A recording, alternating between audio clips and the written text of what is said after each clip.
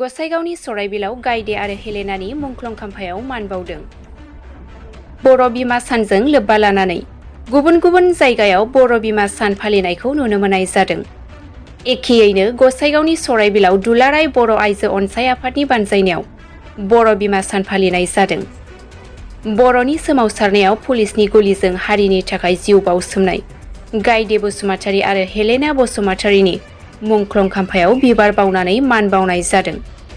1988 मायथाइनि 12 मे अक्ट'खालि गामिनि सा-8 दाय गैयै सुबुंफोरखौ पुलिसनिफ्राय बासायनो जुजिनायाव पुलिसनि गुलियाव जिउ खोमानाङो गायदे बसुमतारी आरो हेलेना बसुमतारीया। हारिनि थाखाय जिउ बाउसोमनाय गिबिसिन मुंख्लं आइजोफोरखौ गोसोखांनानै दुलाराय बर' अनसाइ आफादा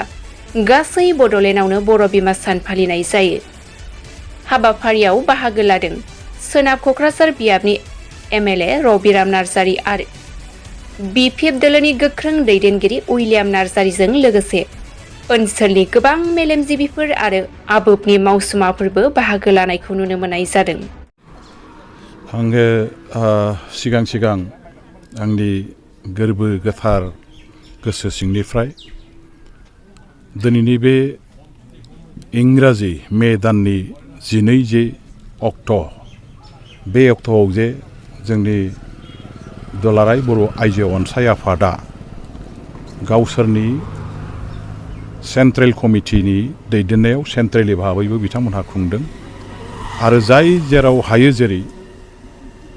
दिनैनि बे बिमा दुलाराय बर' बिमा बे सानखौ फालिनायनि थाखाय आन्सलिक इउनिट कमिटि आबोबनि दैदेननायाव खुंनायनि जे हाबाफारि लादों बे हाबाफारि दिनैनि बे गोथार सानाव आङो सिगां जोंनि दुलाराय बर' फरायसा आफाद बै समनि आफादगिरि बड'फा उपेन्द्रनाथ ब्रह्मनि दैदेननायाव गासै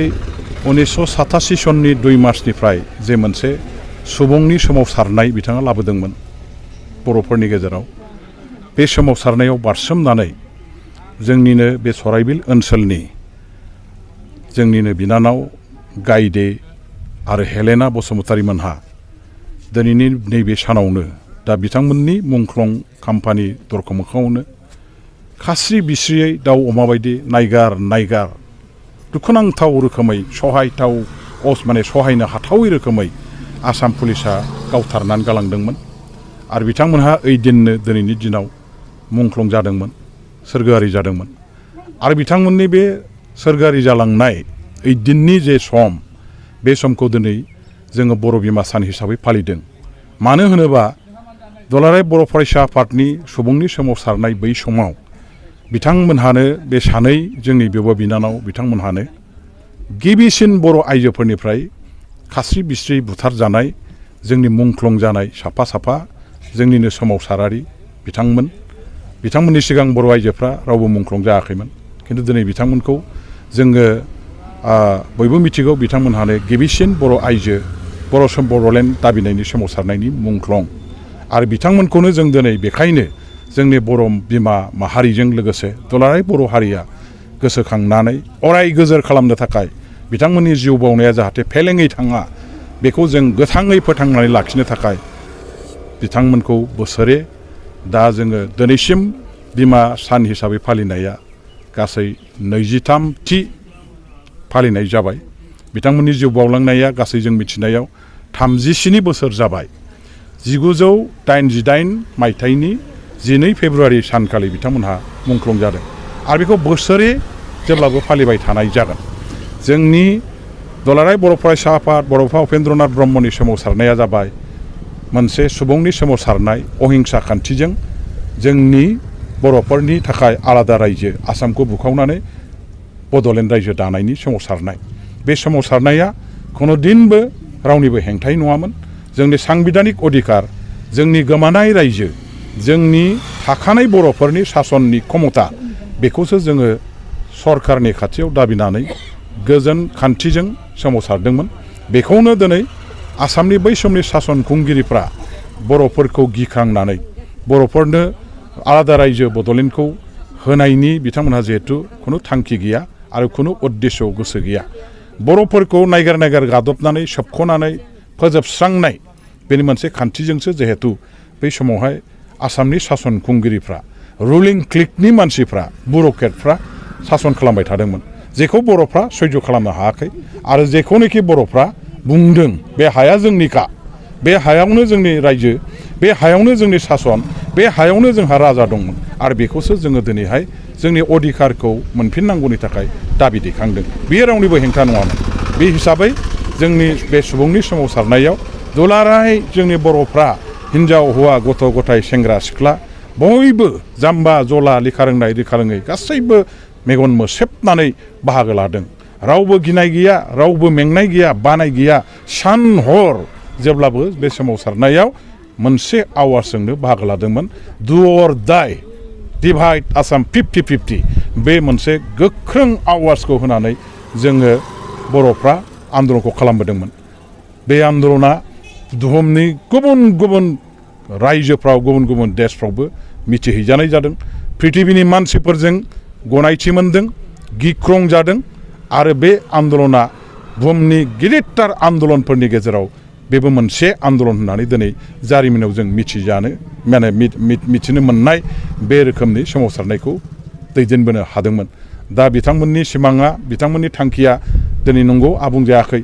अब्लाबो जोङो मोनफा मोनफा आगानफा आवगायलांनानै थांखियाव सौहैनायनि थाखाय बर' जाथिखौ बड'फा उपेन्द्रनाथ ब्रह्मनि थिननाय बिथांनि जे थांखि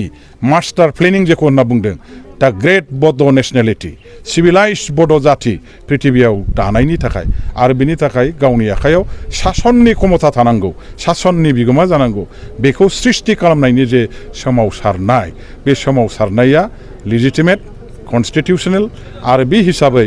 जों सानो जोंनि मुंख्लं जोहोलाव बिथांमोननि जिउ बावनाया मालाबाबो फेलें जानाय नङा सानसेबाबो निस्सय जाफुंगोन आरो बे थांखिजोंनो दिनै दुलाराय बर'फोरनि गेजेराव सोमावसारनाया दाबो जागासिनो दं सोमावसारनाय आलादा रायजो सोरजिनायनि बे सोमावसारनाया दाबो जोबाखै मोनसेनि उनाव मोनसे मोनफानि उनाव मोनफा गुबुन गुबुन नाम लानानै मालाबा एबसु बिपिएससि मालाबा बनसु मालाबा एनडिएफबि मालाबा बिएलटि बेबायदिजों दिनै सोमावसारनाया थांगासिनो दं आरो बे सोमावसारनाया थाबथायाखै गतिके जोंनि मुंख्लंफोरनि जिउ बावनायनि गायदे हेलेनामोननि जिउ बावनायनि सायाव गोजोरै फोथांनानै लाखिगोन थांखि लागोन आरो बेजोंनो खामानि मावलांबाय थागोन दिनैनि दिना जोंनि बर'फोरनि थाखाय मोनसे थुलुंगाथाव गोसोआव मोनसे बोलो माने जोंनि गेजेराव लाबोनो हानाय मोनसे सान आरो बे सानाव जों साफ्रोम बर' फिसाफ्रा गोसो गोरबो सिंजों थांखि लानांगोन जे बिथांमोननि जिउ बावलांनायनि जे गुबै थांखि बे मालाबाबो जाहाथे फेलें जाया बेखौ जाफुंहोनाया जों साफ्रोमनिबो बिबान बे जोंनि बयनिबो समायखिरा जानानै थांथों आं बेखौनो बयनिसिमबो खावलायहरबाय सार सुंथाबाय दिनै दिनखौ लोब्बा लानानै बर' हारिनि सोमावसारनाय आरो थांखिनि सोमोन्दै सुंथाल फंनैसो बर' हारिनि जे मोनसे थांखि एबा सोमावसारनाय होनना बुंबा जोंहा आलादा रायजो बर'फ्रा दंखायोमोन जों मालाबाबो आसाम रायजोनि सिङाव नङामोन ब्रिटिशफ्रा इयान्डाबु गोरोबथानि गेजेरजों जोंनि बे बर'फोरनि रायजोखौ आसामजों बा भारतबर्षजों सामिल खालामदों आरो जोङो बे हिसाबै जोंनि बे गोमानाय रायजोखौ जेरैखिजाया उद्धार खालामफिननो दाफामफिननो थाखायनो आसामनिफ्राय बुखावनायनि थाखायनो बे थांखिजोंनो बे सेपारेट स्टेट बड'लेण्ड रायजो दानायनि आन्दलनखौ खालामनाय जादों आरो बियो दिनैहाय गनायथि मोनदों भारत सरकारा आसाम सरकारा गनायथि होनो गोनां जादों जायनि थाखाय जोंजों 1993 मायथाइनि 10 फेब्रुवारि खालि प्रथम बिएसि सुक्ति खालामनो गोनां जादों